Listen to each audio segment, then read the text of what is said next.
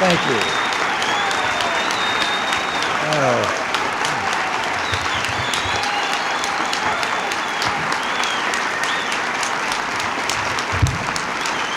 Thank you. Thank you very much.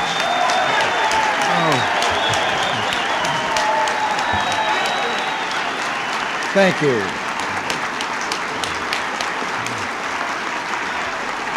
Thank you.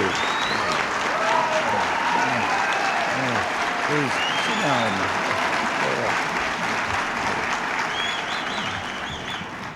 Well, thank you very much. And thank you very much, Wilson Johnson. Your warm words of welcome touch my heart, and believe me, it's with a happy heart that I join you today for this important milestone, the 40th anniversary of the great National Federation of Independent Business.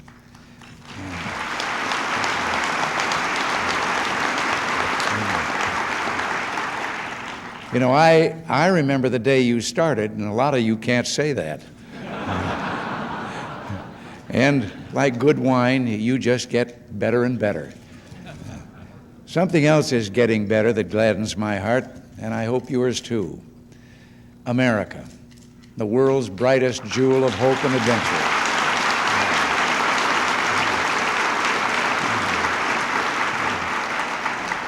Our country is the keeper of the dreams that nourish the soul and spark fire in our breast. This good and mighty nation is rising from a decade of neglect to reclaim her noble heritage. America is getting well. She's growing strong, and together we'll keep her free. I confess that looking at you and looking at your faces, I get a lump in my throat, because it's you and so many like you who were messengers of courage during our baptism of fire. You were never sunshine patriots. You didn't cut and run. I heard from a great many of you, and your letters said in various ways, hang in there, Mr. President. We're sticking with you. A lot of us are hurting, but we're tired of seeing America dragged down. We're tired of empty promises and quick fixes that only make things worse. Well, you gave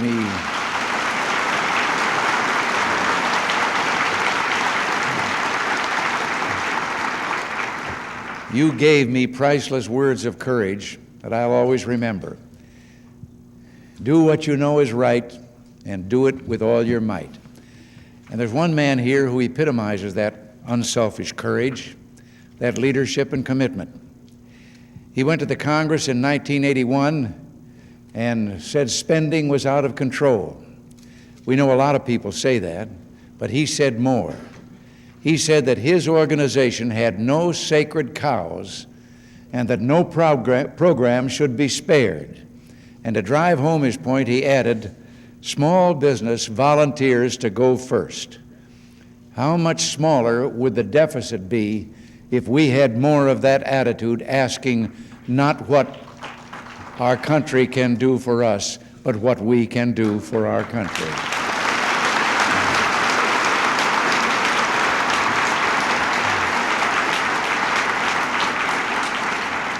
And I'm sure by now you know who I'm speaking about. Your president and my friend, Wilson Johnson.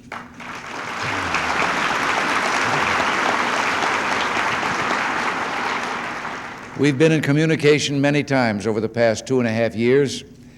We could never have accomplished what we have without his and your support. As long as I'm president, the door to the Oval Office will always be open to Wilson Johnson and the NFIB.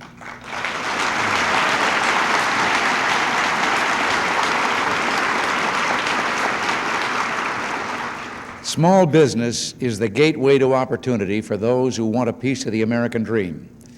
One of the most exciting trends in our country is the surge in numbers and size of businesses owned by women.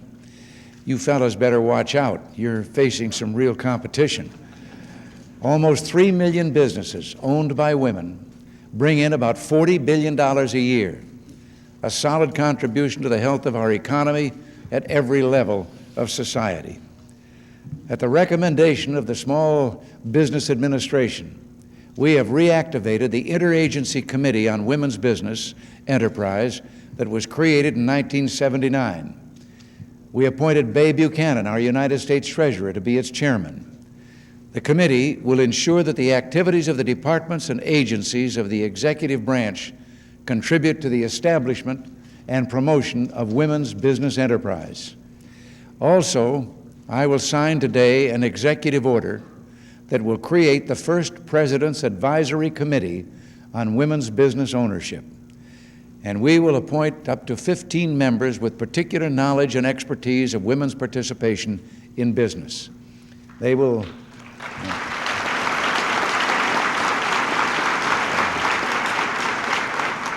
review the status of businesses owned by women, foster further support for women entrepreneurs, and provide appropriate advice to me and the administrator of the Small Business Administration. I'm also directing the Small Business Administration to sponsor a series of conferences across the country that will reach thousands of present and potential women business owners. We want to assist them to compete equitably in the total business environment. We'll be asking both the public and private sector to pitch in and help. And I know that NFIB, as you have so often before, will be there on the front lines to help us. The character and conscience of small business built this nation.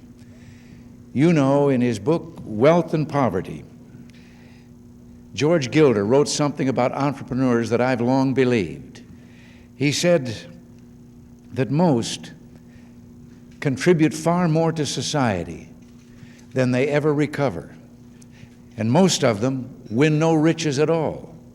They are the heroes of economic life, and those who begrudge them their rewards demonstrate a failure to understand their role and their promise. Well, wouldn't it be nice to hear a little more about the forgotten heroes of America, those who create most of our new jobs, like the owners of stores down the street, the faithfuls who support our churches, synagogues, schools, and communities, the brave men and women everywhere who produce our goods, feed a hungry world, and keep our families warm while they invest in the future to build a better America. That's where miracles are made, not in Washington, D.C.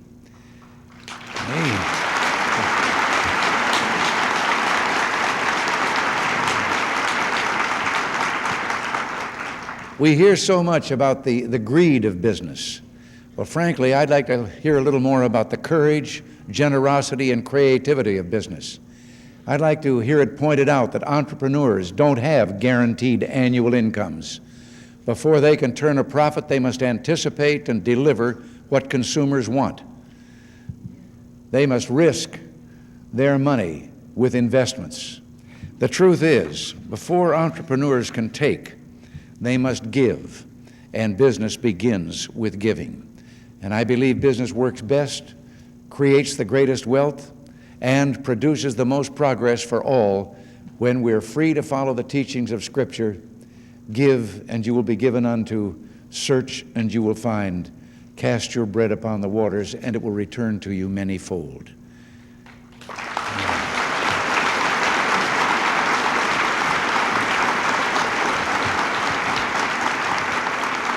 Now, just think about it. In the parable of talents, the man with the small business spirit who invested and multiplied his talents, his money, was praised. But the rich who hoard their wealth and are constantly rebuked in Scripture. I believe we're meant to use wisely what is ours, make it grow, then help others to share and benefit from our success. And the secret of success is understanding that true wealth is not measured in material things, but in the treasures of the mind and spirit. Oil was worthless until entrepreneurs with ideas and the freedom and faith to take risks managed to locate it, extract it, and put it to work for humanity. Someday, oil itself will be replaced if those driven by great dreams are still free to discover and develop new forms of energy. In his book, The Secret Kingdom, Pat Robertson tells the story of when George Washington Carver asked God to explain the mysteries of his universe. But according to Pat's book, God said, "Little man, you're not big enough to know the secrets of my universe. I'll show you the secret of the peanut." So Carver began peeling apart the peanut. And from this storehouse of wonders came a stream of food and products that helped revolutionize Southern industry. And all because he invested the gifts of knowledge that God had given him in a spirit of giving to his fellow men.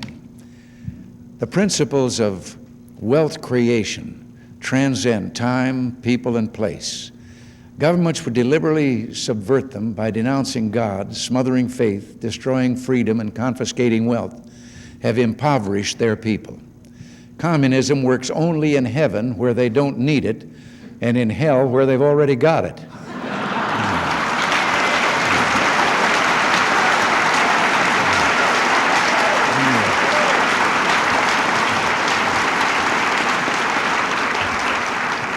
When we came to Washington, I said, let us renew our faith and our hope. We have every right to dream heroic dreams, to believe in ourselves, to believe that together, with God's help, we can and will resolve the problems which now confront us. We didn't propose a 20-point federal plan. We pursued the one sure plan to get America moving again, a renaissance in enterprise. Everything we've tried to do is guided by three simple words: trust the people. We wanted to use that special principle of giving by putting America's destiny back in your hands. And this meant slowing the growth of an already bloated government and providing you incentives to save, to invest, and to take risks so more wealth will be created at every level of our society. Take a look at what we've done so far just by sticking together. Personal tax rates have been cut for every working American for the first time in almost 2 decades.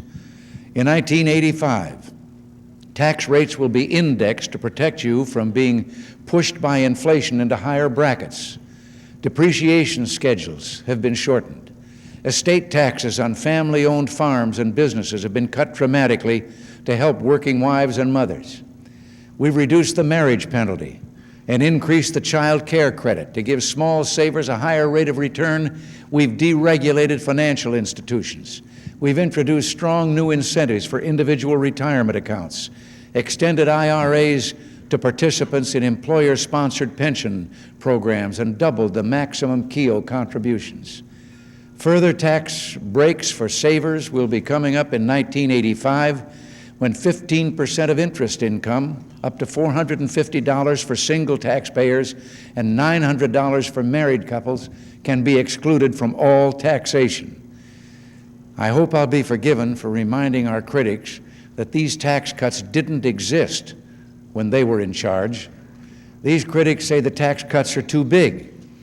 The truth is, they're barely big enough to keep people even. Still, I believe it's fair to say this is the most sweeping program of incentives ever passed to help families and firms lift America up and give us all real hope for our future.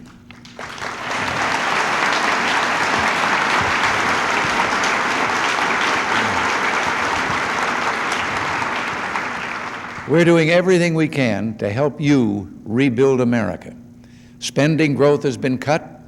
We passed the Prompt Payment Act so that when you deal with the federal government, you must get paid promptly. The Small Business Innovation Development Act will direct millions of dollars in research funds to high-tech firms. The Paperwork Reduction Act and the Regulatory Flexibility Act will help your firms. You don't have the luxury of hiring extra people just to fill out forms and keep track of new regulations. More work needs to be done. But by the end of 1983, American industry will have saved 300 million working hours filling out forms, and that's a pretty good start.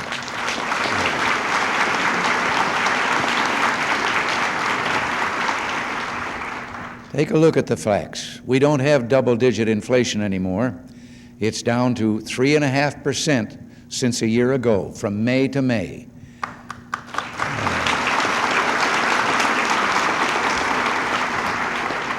I hope that history will one day judge our progress against inflation as one of this nation's greatest accomplishments of the early 1980s, and we haven't stopped yet. That terrible 21.5% prime rate that greeted us has been knocked down to 10.5%. Real wages are improving for the first time since 1978, and the rates of personal saving and productivity have reversed their declines. It's clear that recovery is strengthening and spreading throughout the economy. Venture capital investments have reached record levels. New businesses are being formed at near record rates. The stock market has awakened from a decade of disappointment to surge into new high ground. Sunrise industries are springing up like jackrabbits. Production in autos and steel is regaining strength. Housing starts in May climbed to the highest level in 3.5 years. Factories in May ran at their highest rate in 15 months. More and more workers are being called back. And as Al Jolson would have said, you ain't seen nothing yet.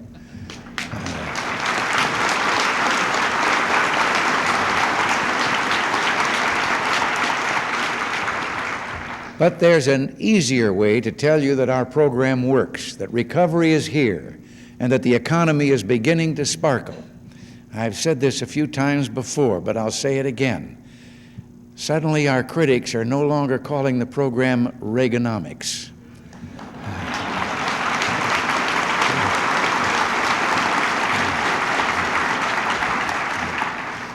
But just as everything is starting to mesh, just as Americans have spotted the dawn of a new age, strong growth without a return to runaway inflation and interest rates, the guardians of a graveyard philosophy want to resurrect ideas which should remain dead and buried for all time.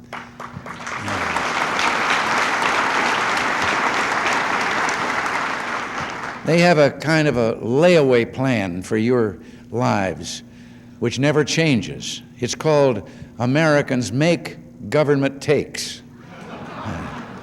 First, they tried to raise taxes on typical hardworking families by $3,550 over the next 5 years. We said no, and we stopped them. Now they claim we must cap the third year of the tax cut at $700 to reduce projected deficits and ensure fairness.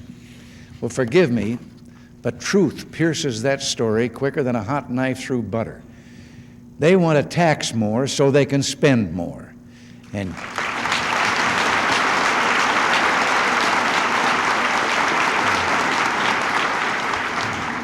And you and I must say no and stop them again.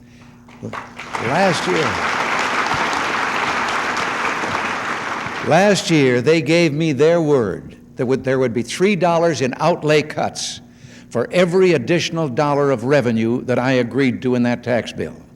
They are breaking that promise. They voted to balloon domestic spending above our budget request for next year. And this is after they bottled up, then scuttled a constitutional amendment requiring them to approve a balanced budget, an idea backed by some 80% of you, the American people.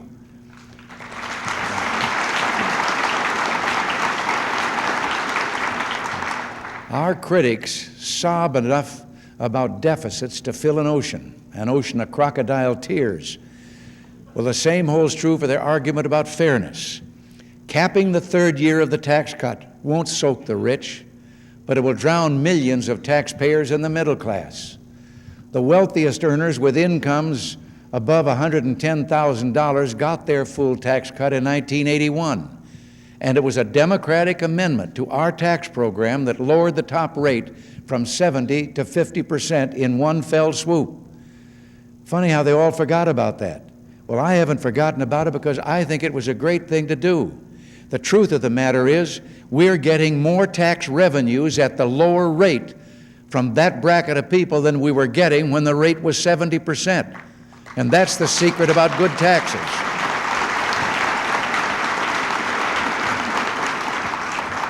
But it takes a greater leap of faith to trust the motivation and wisdom of the self-proclaimed champions of fairness who are now attacking the middle class.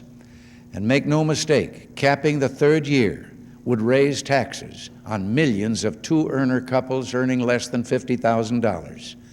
For example, A working married couple who together earn just over $35,000 in taxable income will go from a 33% tax rate to a 37% tax rate under the tax cap plan. I question whether that couple working to make ends meet would consider itself rich. Let's remember that, just to keep up with inflation, that couple had to double its income in the last 10 years. The couple which earns $35,000 is no more wealthy today than when it earned $16,000 in 1973.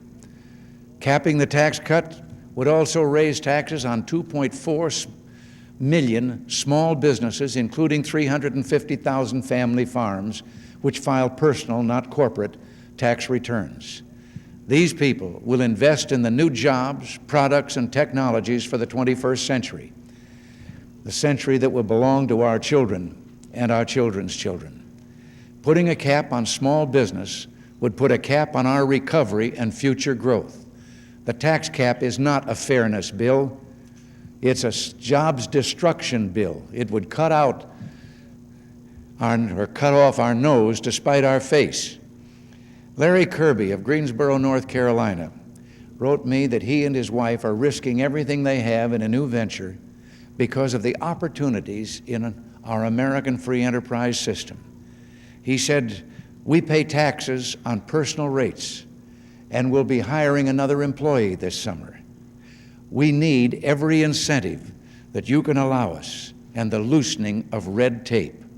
Well, Larry, I hear you, and believe me, your dreams and your struggle are what this job of mine is all about.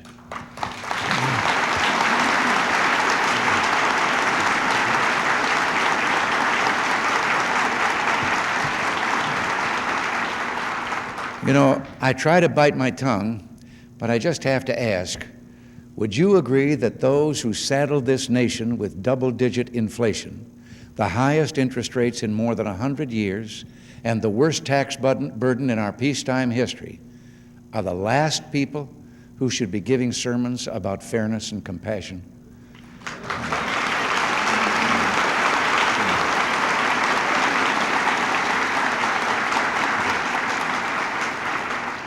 Would you agree that if we're to rebuild our beloved land, then those who practice the politics of envy, who pit one group against another, must rise above their rancor and join us in a new dialogue to encourage, honor, and reward every citizen who strives to excel and make America great again.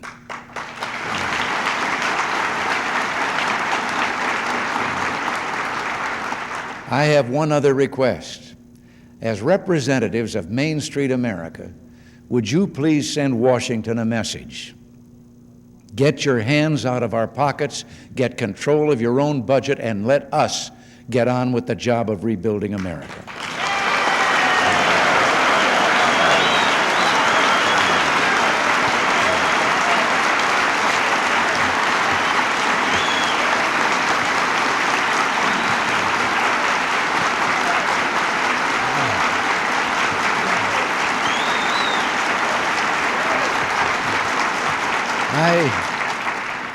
I promise you the full and final portion of the tax cut, the 10% due July 1st, will go into effect in 9 days, and it will be followed by indexing in 1985.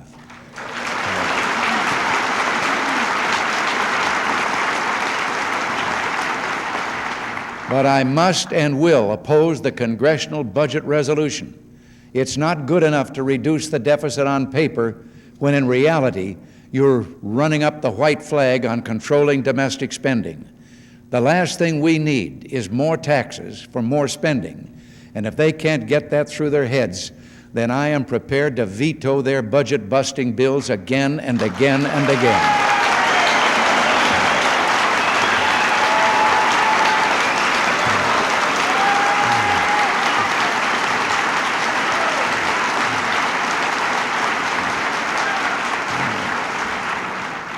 Tax rates are prices for working, saving, and investing. And when you raise the price of those productive activities, you get less of them and more activity in the underground economy, tax shelters, and leisure pursuits. You in small business understand that you can't force people to buy merchandise that isn't selling by raising your price. But too many in Washington and across the country still believe that we can raise more revenues from the economy by making it more expensive to work, save, and invest in the economy. We can't repeal human nature. President John Kennedy said in 1963, "The most urgent task facing our nation at home today is to end the tragic waste of unemployment and unused resources. It has become increasingly clear," he said, "that the largest employment, or single barrier, I should say, to full employment and a higher rate of economic growth is the unrealistically heavy drag of federal income taxes on private purchasing power, initiative, and incentive."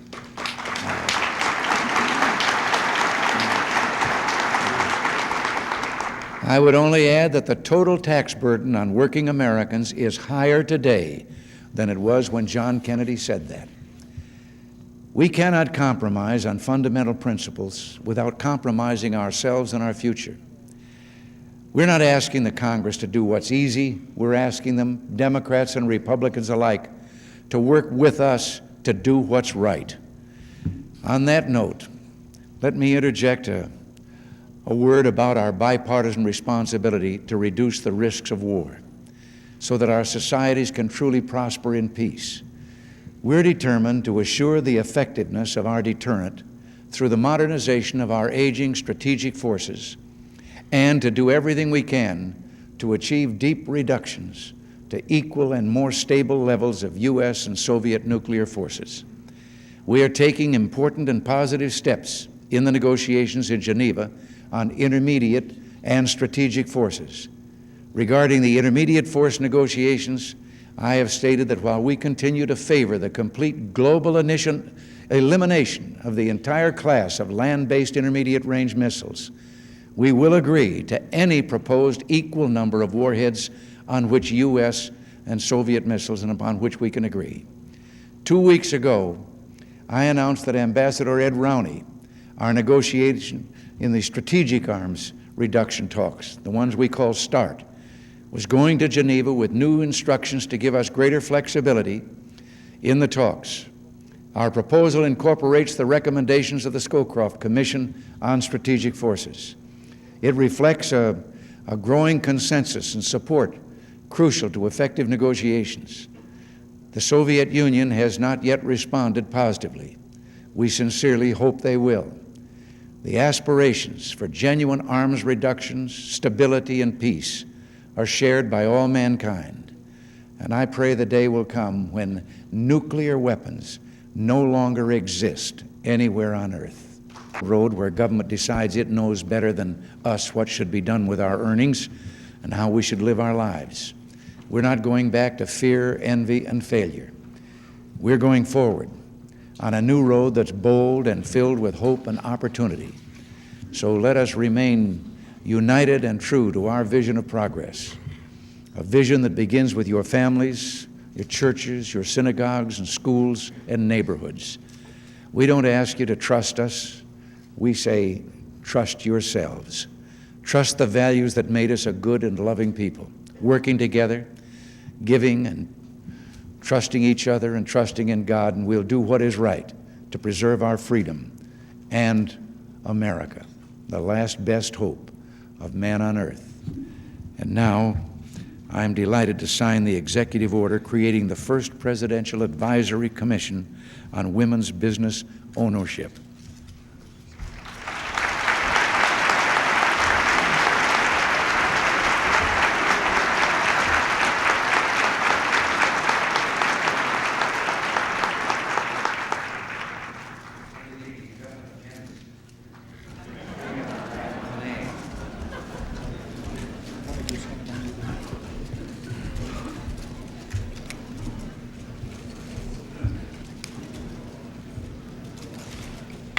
Whoops.